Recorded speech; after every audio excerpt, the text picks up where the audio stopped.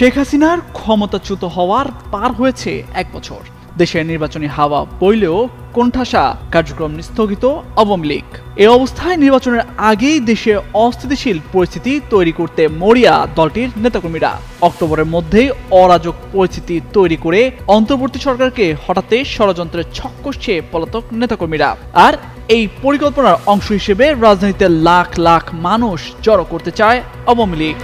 আসসালামু আলাইকুম সম্মানিত দর্শক, আজকে আপনাদেরকে দেখাবো এমন একটি গুরুত্বপূর্ণ ভিডিও, যে ভিডিওটি দেখলে রীতিমতো অবাক হবেন। চাঞ্চল্যকর অবস্থা সৃষ্টি হয়েছে, নেট দুনিয়ায় তোলপাড়, সামাজিক যোগাযোগ মাধ্যমে ভাইরাল। আসুন কথা না বাড়িয়ে দেখে আসি সম্পূর্ণ ভিডিওটি।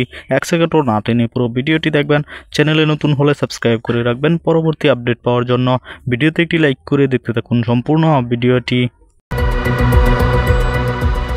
প্রতি বিপ্লব করে ফেব্রুয়ারি নির্বাচন বানচাল করা ও ক্ষমতাচ্যুত আওয়ামী লীগকে পুরনো চেহারায় ফিরিয়ে আনা, এই দুলক্ষেই ষড়যন্ত্রের ছক কষছেন তারা।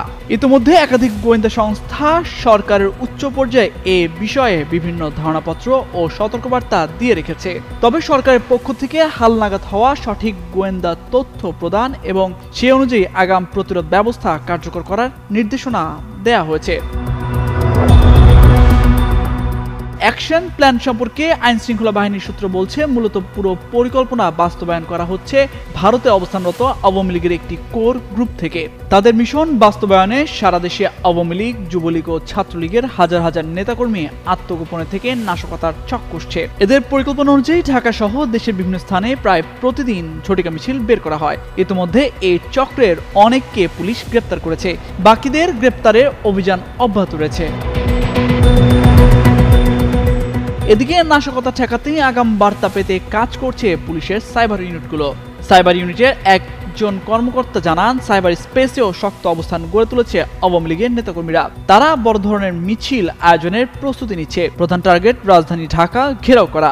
এজন্য প্রথমে রাজধানীর 4 দিক থেকে হঠাৎ 1 ঘন্টার ব্যবধানে হাজার হাজার নেতাকর্মী ধানমন্ডির 32 নম্বরে জড়ো করা নিয়ে তারা বেশি সক্রিয়। পুলিশ এ সংক্রান্ত বেশ কিছু গুরুত্বপূর্ণ তথ্য সম্পর্কে নিশ্চিত হওয়ার পর পাল্টা পদক্ষেপ নিতে শুরু করেছে। জানতে চাইলে অতিরিক্ত আইজিপি খন্দকার রফিকুল ইসলাম যুগান্তরকে বলেন, পরাজিত শক্তি নানাভাবে আইন শৃঙ্খলা পরিস্থিতি ও সমাজে শান্তি শৃঙ্খলা বিঘ্ন করার অপচেষ্টা করছে। দুর্গাপূজার মধ্যে ধর্মীয় সেন্সিটিভিটি কাজে লাগিয়ে সাম্প্রদায়িক সম্প্রীতি নষ্ট করার চক্রান্ত চলছে। এ কাজে দেশের বাইরে থেকেও নানাভাবে ইন্ধন দেয়া হচ্ছে বলেও আশঙ্কা করছেন গোয়েন্দা সংস্থাগুলো। পুলিশের ঢাকা রেঞ্জের ডিআইজি রেজাউল করিম মল্লিক বলেন, কোনো ফ্যাসিস্ট সন্ত্রাস বিরোধী কাজ করলে রেহাই পাবে না। রেঞ্জের মধ্যে যদি কেউ এমন অপতৎপরতা ও ষড়যন্ত্র চালায় তাহলে সবাইকে আইনের আওতায় আনা হবে বলেও জানান তিনি। তামজিদ মির্জা, যুগান্তর নিউজ। প্রিয় দর্শক, সম্পূর্ণ ভিডিওটি দেখলেন, অবশ্যই বুঝতে পেরেছেন ভিডিওটি গুরুত্বপূর্ণ ছিল। দর্শক, এই ভিডিওতে যে তথ্যগুলো আপনারা পেয়েছেন এ বিষয়ে আপনাদের কি মতামত তা অবশ্যই কমেন্টে জানাবেন, এবং পরবর্তী আপডেট ভিডিওগুলো সবার আগে পেতে চ্যানেলটিকে এখনই সাবস্ক্রাইব করে রাখুন। এই মুহূর্তে বিদায় নিচ্ছি, দেখা হবে পরবর্তী কোনো ভিডিওতে। সে পর্যন্ত ভালো থাকবেন, সুস্থ থাকবেন। আসসালামু আলাইকুম।